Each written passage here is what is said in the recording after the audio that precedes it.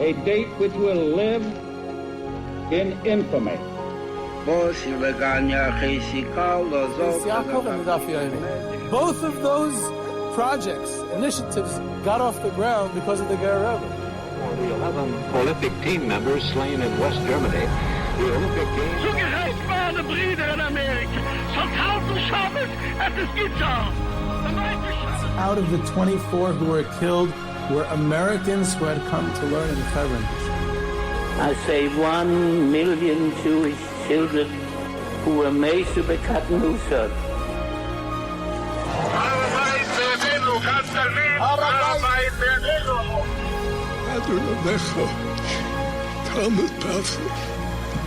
Whoever heard such beautiful words? It is never too little. It is never too late. And it is never enough. Jewish History Soundbites, bringing alive the world of our glorious past. Here is our host, live from Jerusalem, Jewish historian and tour guide, Yehuda Geberer. Yehuda Geberer with Jewish History Soundbites, and this episode is dedicated to Rebbetzin Gita Rubin, who is the crown and queen of the extended Rubin and Klein families. May she be zeicha to many long and healthy years, and the schus of her illustrious dynasty of the Komarno Tzadikim be a melitz yesher for us all, dedicated by her devoted grandson Yanki Klein. And this episode and the following episode, be 2 parts, is about the Komarno Chassidic dynasty. Fascinating story, and we'll get to that in a second. I just wanted to mention that there was a delay in recording this episode. I apologize for that, and it's because I lost my voice, so I think it's back already. Maybe there's still a slight improvement still needed. But losing the voice is, of course, a good sign, and it must be a result of my recent trip. First time back on the road in a year and a half, and it was a fantastic trip to the Ukraine, to the Baal Shem Tov. Great way to get back into trips. Rav Eliezer Tzvi Reb Nachman. We were by Reb Matel Chernobyl, Reb Mordechai Twersky, the Chernobyl Magid on his yard site, and the Marsha, of course, in Ostray, and it was a wonderful group, a shul in Lakewood from the Chestnut neighborhood. Great ruach, and looking forward to many, many more trips. So it was great to be back in that. Speaking of trips, there's an upcoming one that's open to the public, to Morocco, which should be fascinating. Morocco is a whole different vibe, a whole different type of a story and history and excitement, and very, very interesting. I'm excited for it. It's going to be with ENS Tours, and it's open to the public, so if you'd like to join me for that trip, you're more than welcome to do so, and we'd love to have some listeners and meet some listeners on that trip. And you can, of course, contact ENS Tours directly at info@endstours.com. Again, that's info@endstours.com for the Morocco trip, which I will have the privilege to be going on as well. So, getting back to the Komarno Chassidic dynasty, very interesting story. I had, in my youth in the Mir Yeshiva, I had never heard of Komarno. The first time I was exposed to it was when I attended the Komarno Shtibel in Arzei Habira, which is a neighborhood right near the Mir Yeshiva in Yerushalayim. And I was amazed then by the amount of Sfarim produced by the dynasty, which is one of the dominant features of what we're going to talk about, because that's a theme of the dynasty to a certain extent. It was always very impressive what you saw in the Shtibel. And aside from the fact that the Arzei Habira Komarno Rebbe is a huge Talmud Chacham, the current one is a huge Talmud Chacham and a Makubal Kabbalist. He studies Kabbalah with his neighbor there in Arzei, Rabbi Yaakov Hillel, also a renowned Kabbalist, but also a very warm person and nice. But what stuck out with me, the most important thing at that stage in our lives as young yeshiva bachurim, was the fact that the Kiddush on Shabbos morning, so Kiddush, the Rebbe began to recite Kiddush as the last Amen was being said, immediately flowing into the Kiddush. There's no delay, no schlepping, no waiting. You got to the Kiddush right away, which was very, very important. One of the interesting things about the Komarno Dynasty, and it's why I'm going to speak about it during these days, is a very interesting feature that many of the tzaddikim of the dynasty, in fact, almost all of the tzaddikim of the dynasty, have their yard site, their passing was during Sfira Saimer, during these days of Sfira. In fact, even 2 or 3 of them, literally the week before Shavuos, where we are now, which is why I chose to tell their story. It's very apropos to discuss it at this time of year, and specifically during this week. I'm going to release these episodes in 2 parts, one after the other, so I'll hopefully cover as much as possible, and that's why I'm spreading it over 2 parts. Part 1, what I'm going to talk about now, is going to be more of an overview of the dynasty, and Part 2 will be more stories and filling in some of the missing parts that I didn't get to in Part 1. So taken together, it's going to be a fascinating story of the Komarno dynasty. So let's get into it, and the background and the founders of the dynasty. Usually we say in one breath the Zhiditchov and Komarno. Of course, I'm going to focus on Komarno, but I want to mention how Zhiditchov is connected and the story of how that's a background to its overlap with Komarno. They both come from the Chayze of Lublin. They both were a Galicia Chassidus. Neither of them were ever huge in numbers compared to other Galicia dynasties or in its geographical scope. Yet it is one of the most unusual dynasties, both Zhiditchov and Komarno, in the annals of the Chassidic movement, and that is because of its emphasis, both Zhiditchov and Komarno, of its emphasis on Kabbalah, and its study of mysticism, study of Kabbalah, of Zohar, of Arizal's Kabbalah.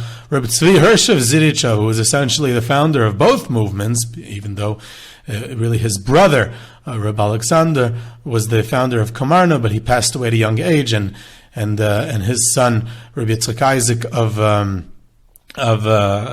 Komarno, studied under his uncle, Rav Tzvi of Zhiditchov. So I just want to mention Rav Tzvi of Zhiditchov, Rav Tzvi Eichenstein. His name was Eichenstein, and the Zhiditchov dynasty always went with the name Eichenstein, whereas the Komarno dynasty changed their name to Safran, which is the name they still have till this very day. So Rav Tzvi of Zhiditchov claimed that one cannot comprehend Tanakh or Gemara without background knowledge of the Zohar and the Arizal's approach and his interpretation of Kabbalah, and therefore he demanded that everyone, even young, should study Jewish mysticism, should study Kabbalah. Everyone is expected to reach the level of the tzaddik, which was a radical saying at the time. Not that there would be a hierarchy between the Rebbe and the Hasidim, but actually everyone is expected through his study of Kabbalah to reach the level of the tzaddik, and the ideal of dveikus, the ideal of connection to God, as was originally prescribed by the Baal Shem Tov. In other words, you had a situation here where even in the later stages of the Chassidic movement, you're in the 5th and 6th generation and on of the Chassidic movement, where most tzaddikim were distancing themselves from the seemingly unattainable ideals of the Baal Shem Tov. And here in Zhiditchov and in Komarno, they were striving for the pure, or so-called, what they called the authentic Chassidus of the Baal Shem Tov.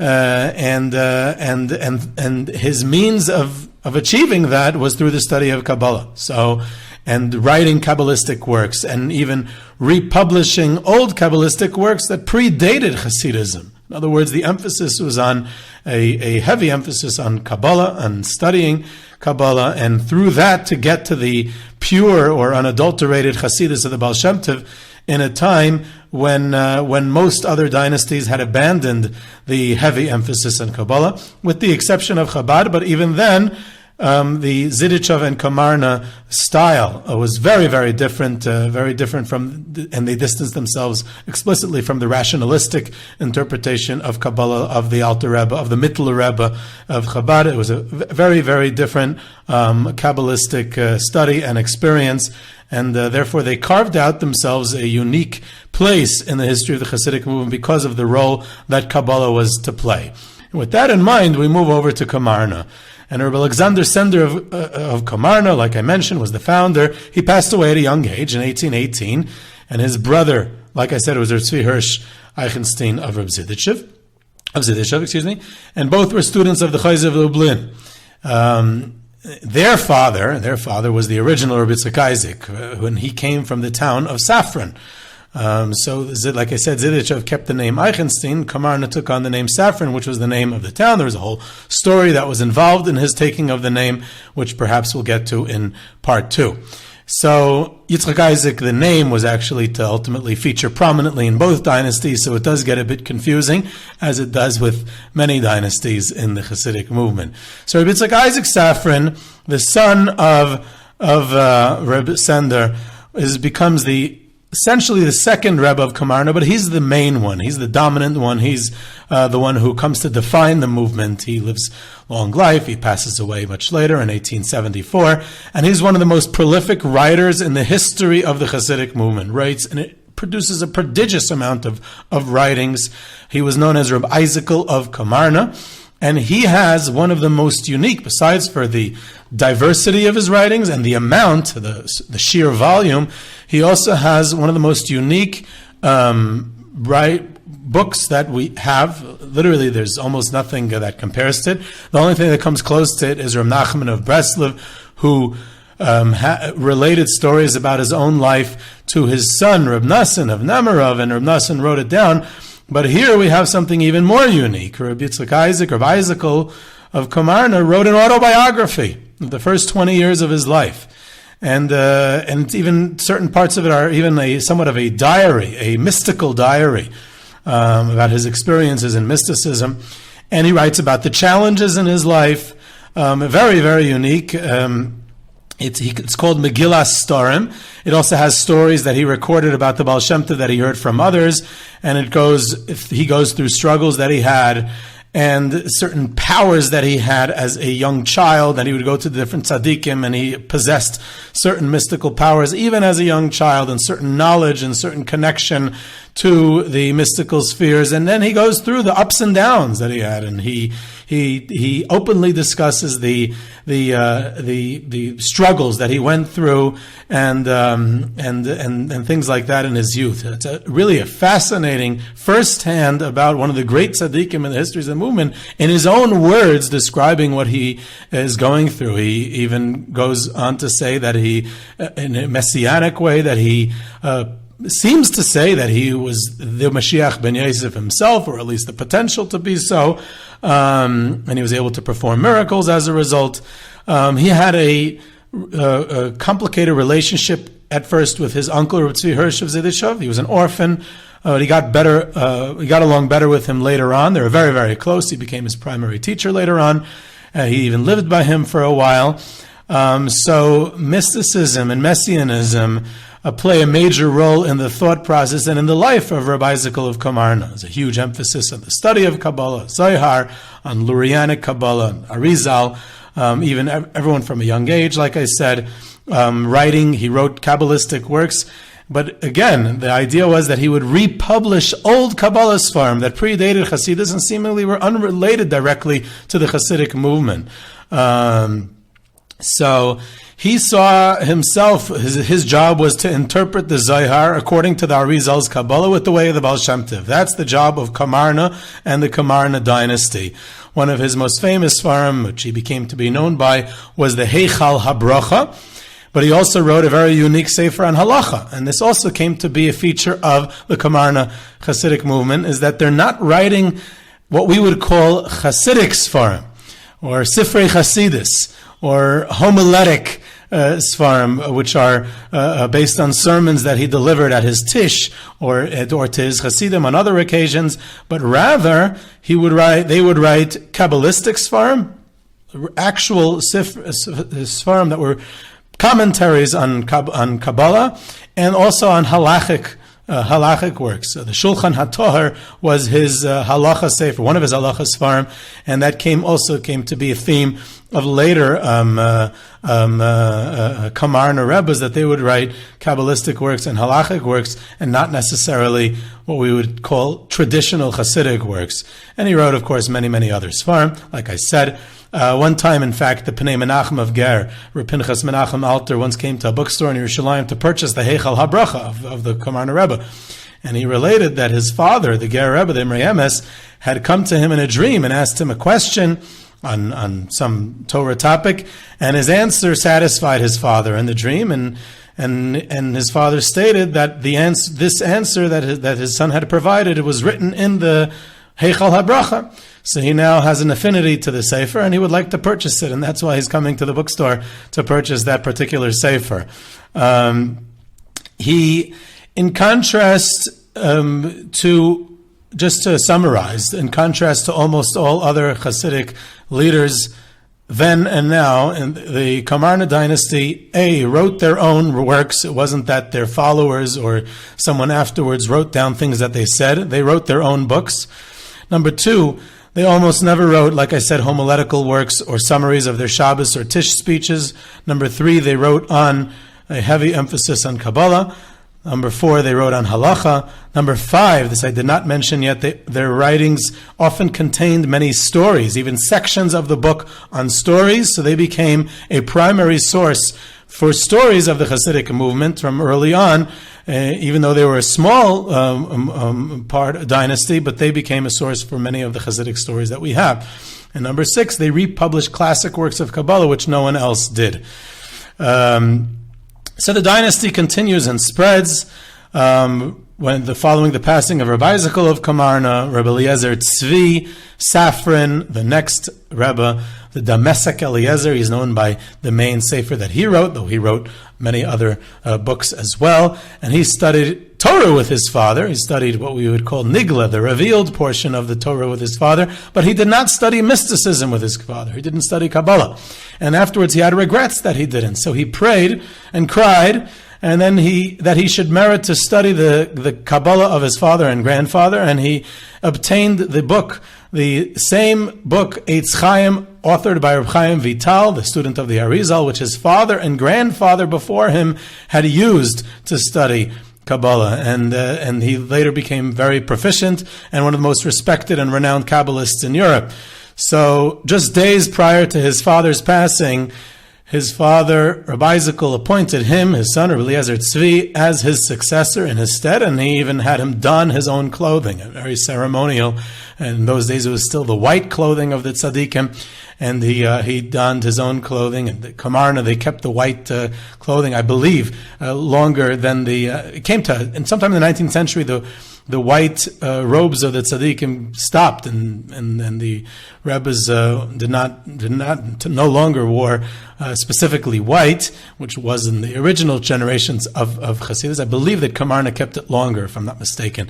Should double check that. He passed away in 1898.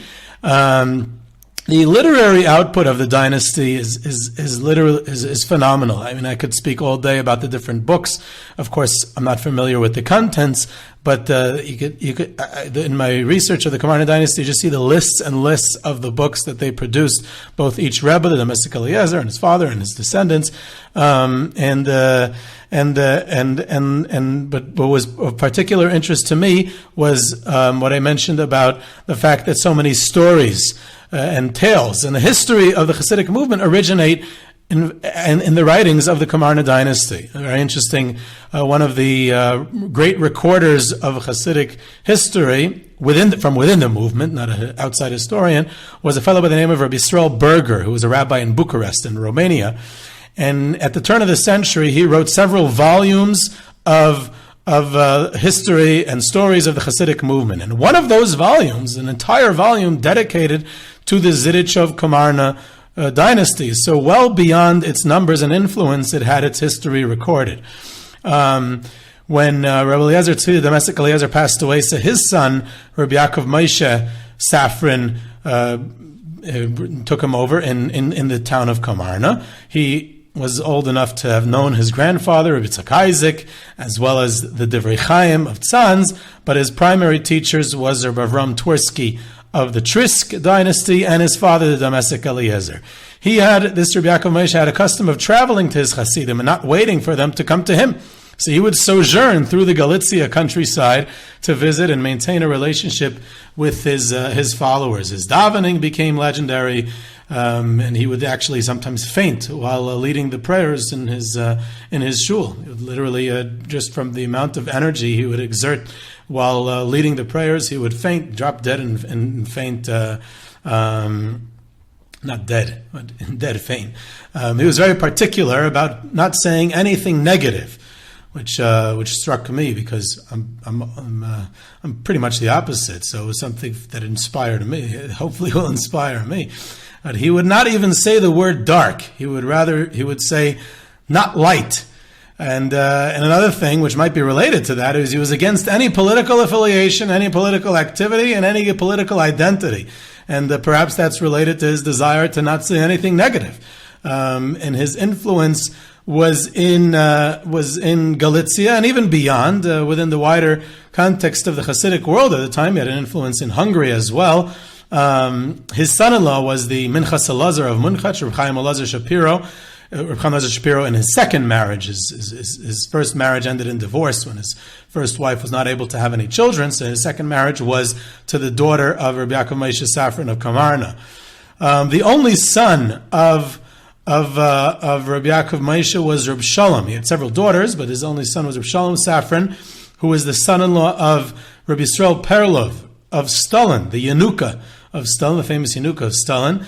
And therefore, he had a interesting Karlin influence in the Komarno court. He changed the praying style of Komarno during his tenure as Rebbe, and he took on the custom of the very loud and davening and boisterous davening of Karlin, which is very different than the subdued nature of the Komarno davening. So he incorporated some customs of Karlin into the Komarno court, and he passed away rather young in his 40s in 1937. So he's replaced, and he's succeeded by his son, Reb Baruch Safran of Komarno, he was the last Rebbe to serve in the town of Komarno itself. And all the Rebbes up until that point are buried in Komarno, and until today have their burial site and their graves go to. Because his father passed away young, Reb Baruch was 23 when he took the mantle of leadership, and he was very warm and fatherly Rebbe. And he was the first one to found a yeshiva, again, talking about the interwar period where it's becoming, during the crisis of Hasidism, during the Chassidic movement during that time, which I've mentioned in other episodes. So one of the approaches to the crisis was to found educational frameworks for Chassidic groups, which had not existed before that, especially in Galicia. And here the Komarno follows that lead, and he founds a yeshiva named after his father. And that becomes a component of the Komarno Hasidus.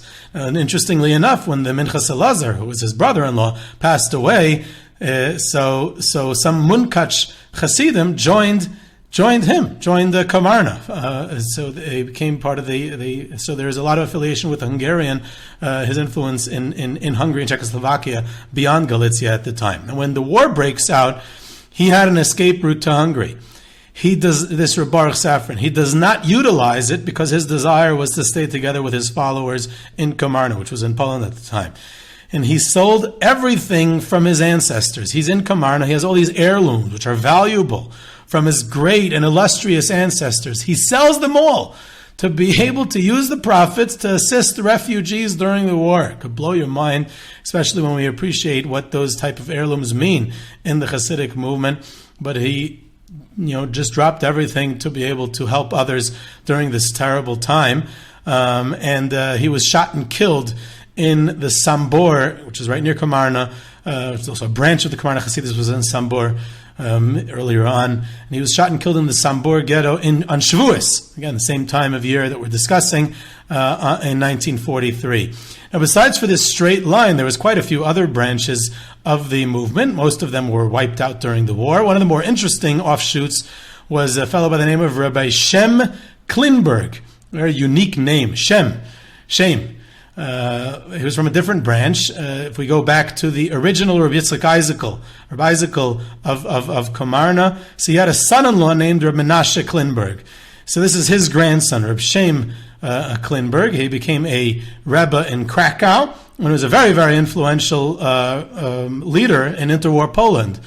today is not so well known, but he was very, very influential at the time. He had this rather rare name, which was bestowed on him by his illustrious great-grandfather of Eizek. He chose this name, Shem, to be his name. He was very popular among the Polish rabbinate and Chassidic leadership of the day. His mechutin was actually the Ger Rebbe, or the Imrei Emes, who held him in very high esteem, and also he was very close with the Menachem Zemba, the Radzina Rebbe, the Sochachover Rebbes, all the great Rebbes of Poland, central Poland, who he had a relationship with. Also, of course, his relatives, distant relative, the Minchas Elazar of Munkach, and he also, which may be the reason that he was closer with the Rebbes of Poland than the Rebbes of Galicia, was that he was a supporter of the Agudas Yisrael, which is also unique in his part of Galicia. Even more interesting is that the Ger Rebbe, the Imrei Emes, was very circumspect with his choice of words and was never effusive with compliments or exaggerated praises. The Ger Rebbe was known for that, never did any of that. And yet he stated on several occasions, something astounding, that Reb Shem Klinberg was a holy person who had Ruach HaKodesh, which is not something that he stated about pretty much anyone else. Reb Shem was in Krakow when the war commenced, and he tried to hide for a time in a nearby town. He was eventually caught, and he was shot and killed in the infamous Plaszów concentration camp on the outskirts of Krakow. That's the site of Schindler's List. Much of his family was wiped out as well, though a couple of children did survive. If we move to the post-war, there's the rebuilding of the Komarno Chassidic dynasty, because Rav Eliezer Tzvi, the Damesek Eliezer, who I mentioned, had another son named Rav Mordechai Safran, who was the Rebbe in Borislav, another town, not in Komarno itself. Though much of his family was also wiped out in the Holocaust, there was one son named Rav Chaim Yaakov, who had immigrated to the United States before the war. He had moved to Hungary during World War I, along with most of the Rebbes of the Komarno Dynasty during World War I, but he stayed there during the interwar period when everyone else moved back to Poland. He feared what was to come in Europe, and he therefore immigrated to the United States shortly before the war, and he moves to the Lower East Side and establishes a Komarno Shtibel on the Lower East Side. He later moved to Yerushalayim in 1961, where he opened a Shtibel near his house in Geula, in Malchei Yisrael.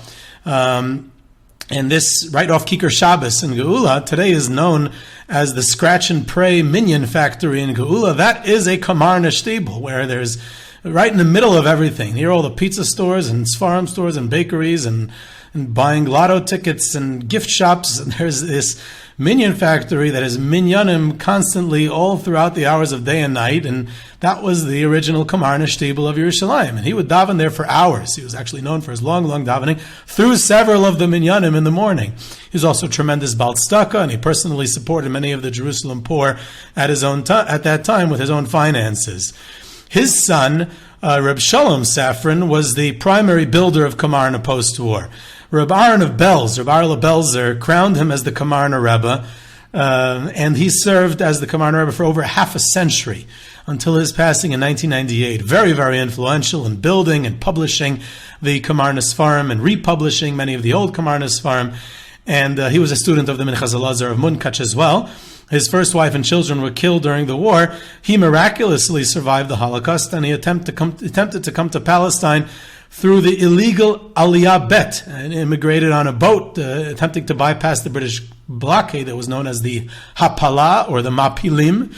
And it was caught when he and the others were deported to internment camps on Cyprus. You have here a future Komarno Rebbe in Cyprus and trying to go through Aliyah Bet.